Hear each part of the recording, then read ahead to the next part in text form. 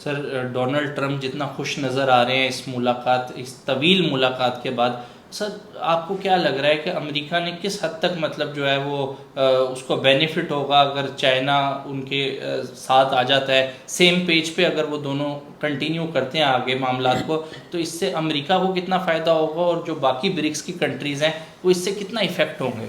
देखिए, ये बात फैक्ट है कि अमेरिका अगर डेटेड कंट्री है या दुनिया का सबसे बड़ा कंट्री है, तो मैंने बताया ल्यूक्रेटिव भी वही है। तो इसलिए कोई भी कंट्री ये अफोर्ड नहीं कर सकता कि उस मार्केट को लूज कर दे। ठीक है। तो despite all the trade wars, China is of course willing to trade with USA. वो अपनी प्रोडक्ट यूएसए में एक्सपोर्ट करना चाहता है।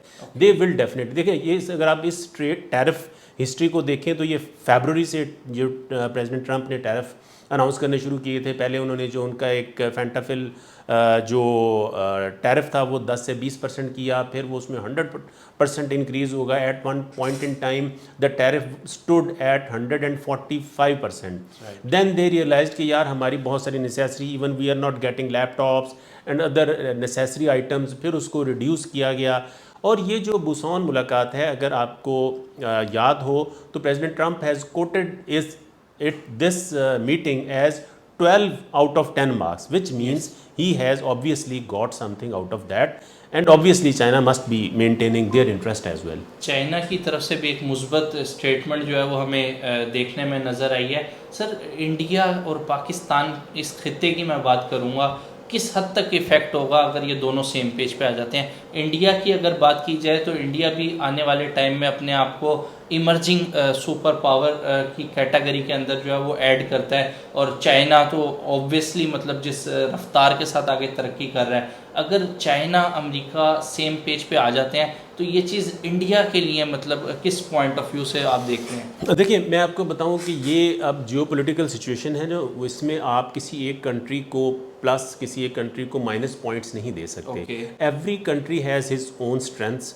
चाइना की स्ट्रेंथ जो है वो मैस प्रोडक्शन है, और इंडिया डेफिनेटली टेक्नोलॉजिकल स्किल्स में to the extent of certain specific technologies, softwares में, इस तरह की चीज़ों में इंडिया काफ़ी आगे है रेस्ट ऑफ द वर्ल्ड से। Obviously they are far behind the China, लेकिन इंडिया के साथ एक मसला ये है कि India is always in confrontation with other countries on a very broad perspective. ठीक है। ये इनकी बांग्लादेश के साथ नहीं बनती, इनकी पाकिस्तान के साथ नहीं बनती, इनकी भूटान के साथ नहीं बनती, इनकी अफ़गानिस्तान के साथ नहीं बनती, किसी कंट्री के साथ इनकी नहीं बनती, जिसकी वजह से इनको बहुत ज़्यादा जो है वो नेगेटिविटी क्रिएट होती है।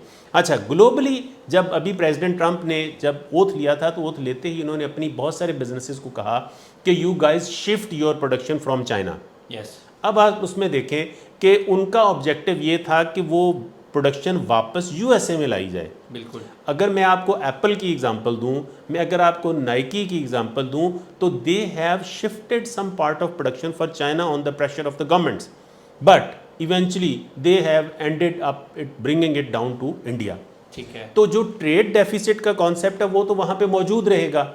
ट्रेड डेफिसिट तो एग्जिस्ट करेगा, वो चाइना के साथ नहीं होगा तो इंडिया के साथ होगा। India will definitely get something out of that, कि उनको कुछ बेनिफिट हो जाएगा। लेकिन जो उनका ऑब्जेक्टिव है वो, he is very sincere with his nation. He wants to improve the employment rate in USA. He wants to encourage his companies to hire local talent. He wants to make his country a manufacturing hub. उन्होंने शुरू में कहा था कि हम कुछ Jones ला रहे हैं जहाँ पे हम दुनिया की बेहतरीन सहूलतें देंगे और सबसे कम टैक्स रेट देंगे। शायद अभी तक वो उन्होंने अनाउंस नहीं किया, लेकिन this shows his sincerity towards his nation. अब आगे वो क्या कर पाते हैं, ये आने वाला वक्त